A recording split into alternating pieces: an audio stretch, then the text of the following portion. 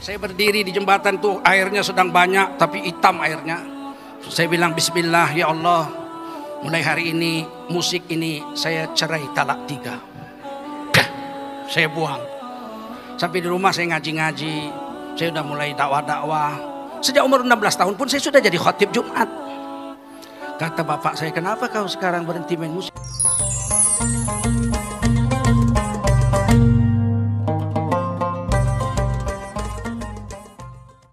Saya umur 4 tahun, saya tidak mau bangga, saya mau cerita saja pengalaman saya. Saya ini orang yang hijrah juga. Umur 4 tahun saya diantar ibu saya ke surau untuk belajar ngaji, baca Quran.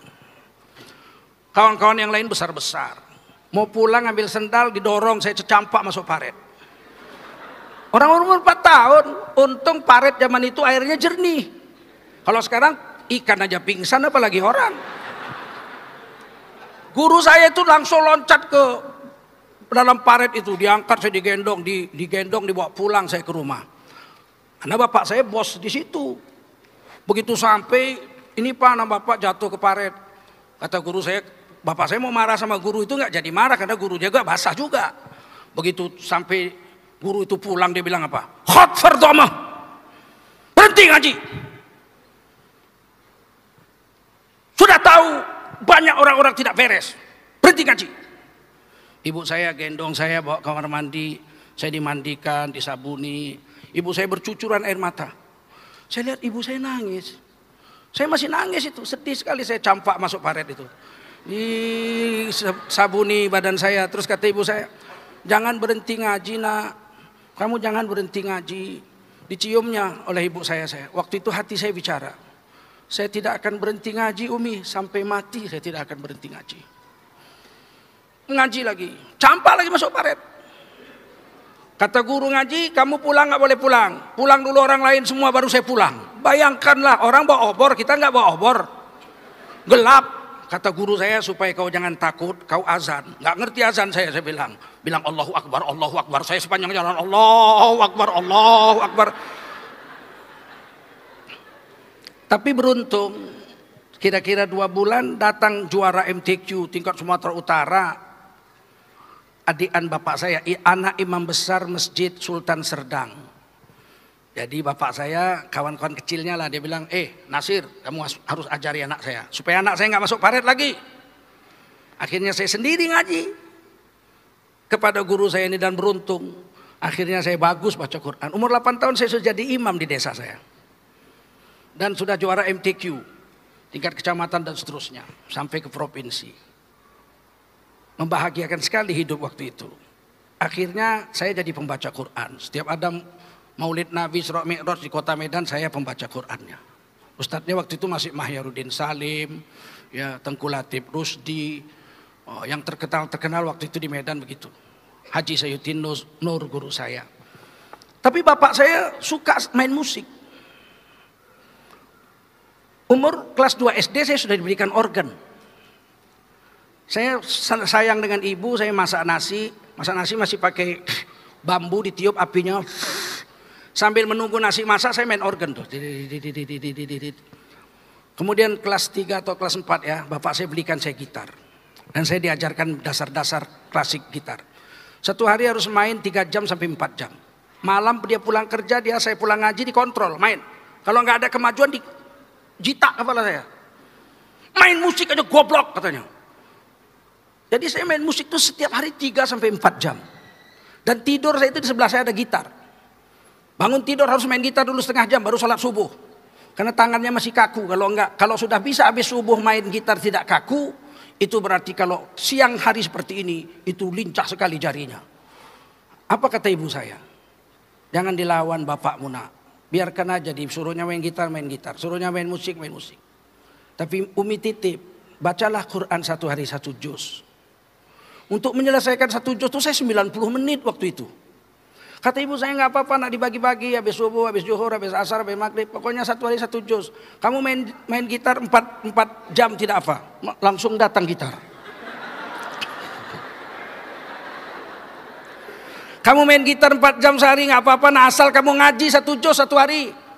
Akhirnya saya jadi pemain gitar yang baik, saya pengarang lagu. Kelas SMP kelas 1 saya sudah mengarang lagu. Kalau libur sekolah saya mau jalan-jalan ke Singapura, ke Malaysia atau ke Bali atau kemana saya mau jalan, saya jual lagu aja satu. Saya jual satu lagu, pergi ke Jakarta naik pesawat terbang, merpati 21.000, pulang 21.000. Tapi saya bisa mendapatkan uang dari jual lagu waktu itu 1 juta rupiah satu lagu. Dan saya bisa jalan-jalan keliling Indonesia di usia begitu muda karena saya pencipta lagu. Tidak bisa tidur kalau belum main musik 4 jam sehari. Dan saya rekaman di studio bisa dari hari Jumat habis sholat Jumat sampai malam Senin jam 2 malam gak keluar-keluar dari studio. Ada 6 album yang sempat kami buat waktu itu. Tapi kemudian dapat hidayah. Itulah hidayah memang takdir Allah. Satu hari datang jemaah tablik dari Pakistan. Jalan kaki setahun ke Medan. Tahun 88. Asal datang diusir, ditangkap polisi. Maka saya waktu itu sudah jadi dosen USU. Dosen linguistik, di dalam kelas saya memakai bahasa Inggris. Saya diminta untuk menerjemahkan jemaah ini ceramah. Saya jadi penterjemahnya. Waktu menerjemah itulah saya bisa mengeluarkan air mata. Waktu itu mereka di UISU, Masjid Universitas Islam Sumatera Utara, menjelang maghrib itu saya terjemahkan ceramah Jumatnya, habis Jumat.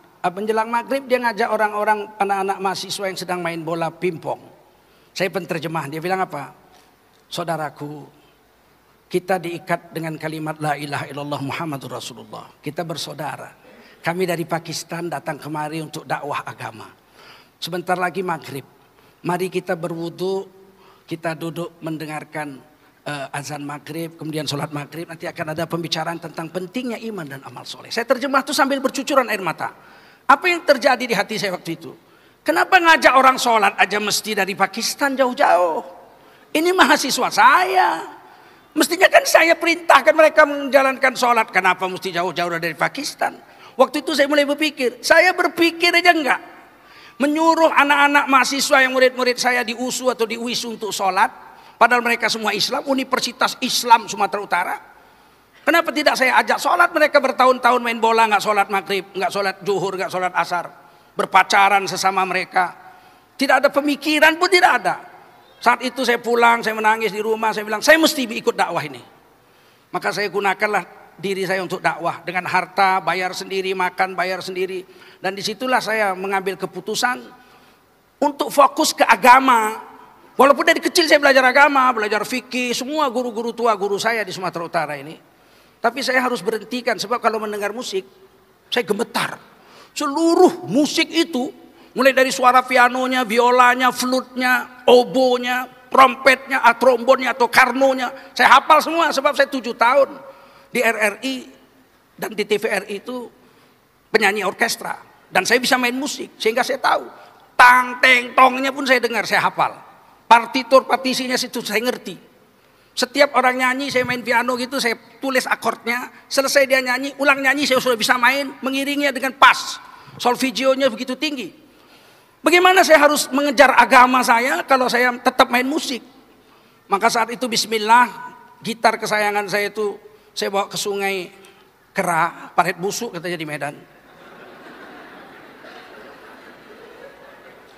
Saya berdiri di jembatan tuh, airnya sedang banyak tapi hitam airnya. Saya bilang bismillah ya Allah, mulai hari ini musik ini saya cerai talak 3. Saya buang. Sampai di rumah saya ngaji-ngaji. Saya sudah mulai dakwah-dakwah. Sejak umur 16 tahun pun saya sudah jadi khotib Jumat. Kata bapak saya, kenapa kau sekarang berhenti main musik nak? Saya harus memilih papi. Saya panggil papi. Harus memilih papi. Ini nampaknya saya harus fokus dulu ke agama. Apa yang terjadi 88, 89, 90, 91, 92 saya kawin. 93, 94 barulah saya setiap mendengar lagu tidak ada lagi rasa apa-apa di dalam dada saya. Jadi menghilangkannya saja saya 6 tahun itu.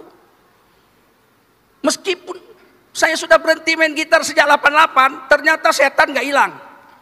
Waktu saya mau ditangkap di Korea, ada pengaduan bahwa saya itu ISIS. Saya main gitar di Korea, kebetulan ada gitar di tempat saya ceramah. Ternyata belum hilang juga itu permainan gitar itu. Meskipun tidak sehebat waktu saya masih latihan 4 jam sehari. Tapi percayalah, dia tetap ada juga, dia mengendap di dalam hati.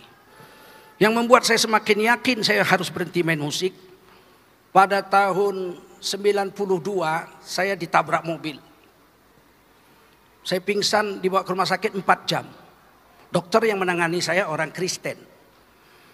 Di kantong saya ada Quran kecil, selalu saya bawa. Sebelum ada HP, Quran saya selalu saya kantongi. Setelah ada HP, pakai HP saja. Maka waktu itu saya pingsan. Saya sadar dari habis Isya itu ditabrak mobil jam 12 malam. Waktu jam 12 malam saya sadar, suster bilang, "Pak dokter, sudah sadar pasiennya. Ini kepala dijahit." Kata dokter, Pak Ustadz, rumahnya yang bisa ditelepon nomor berapa?" Saya bilang 815 915. Telepon ibu saya, jangan istri saya. Ibu saya perawat. Biasa ibu saya merawat orang. Bilang sama ibu saya tabrakan, tapi jangan sama istri saya. Telepon ibu saya bicara. Baru kata dokter, anak ibu ditabrak mobil, pingsan, sekarang sudah sadar. Ibu saya mengejar ke rumah sakit. Begitu sampai rumah sakit, apa yang saya dengar? Dokter bilang, "Bu, anak ibu hafal Quran?" "Tidak," kata ibu saya. Cuman dia dari kecil memang biasa baca Quran, tapi tidak hafiz 30 juz. Paling beberapa juz saja. Baru saya bilang, "Mana Quran saya?" Jubah saya digantung itu. "Mana Quran saya?" Ambil. Saya lihat berdarah-darah Quran itu. Kata dokter itu, dari jam 8 anak ibu sampai jam 12 ngaji aja, mulutnya ngaji aja 4 jam. Nggak mungkin nggak hafal Quran. Saya bilang, "Mana Quran saya?" Saya bilang, "Dokter, saya nggak hafal Quran." Cuman waktu saya pingsan itu, saya perasaan duduk bagus-bagus membaca Quran seperti biasa, selembar. Dalam pingsan itu seperti mimpi begitulah baca Quran selembar. Tapi suaranya keluar dan dokter, pasien-pasien, perawat-perawat dengar. Ternyata betul kata Mbak Oki, kan itu hadis Nabi, manusia mati dengan hobinya. Kenapa saya ngaji waktu itu? Karena tiba-tiba waktu dalam pingsan itu, perasaan saya pakai jas seperti waktu nyanyi dulu dengan orkestra begitu. Konduktornya Maksa Puliti. Terus musiknya musik India. Rapi sekali. Jeng cekeceng cekeceng cekeceng cekeceng cekeceng cekeceng. Terus saya nyanyi. Ena bolo bolo ceng ceng ceng. Ena bolo bolo ceng ceng ceng ceng. Indah sekali. Hati saya bicara dalam pingsan itu. Kenapa harus nyanyi? Kenapa harus nyanyi? Kenapa harus nyanyi? Baca Quran, baca Quran, baca Quran. Terus dalam pingsan itu ya perasaan saya keluarkan Quran seperti biasa dari kantong. Kemudian saya ngaji. Ternyata dokter lihat 4 jam tanpa melihat Quran. Sejak itu saya yakin manusia mati dengan hobinya. Kalau hobi kita sholat, kita mati sedang sholat. Kawan saya Pak Tamim mati sedang sujud. Kalau hobinya dakwah, mati sedang dakwah. Kawan saya juga ada mati sedang dakwah, Pak Abdullah. Ada pula kawan saya mati sedang main musik. Ada orang yang mati sedang berzina. Anggota DPR di Jakarta mati sedang berzina.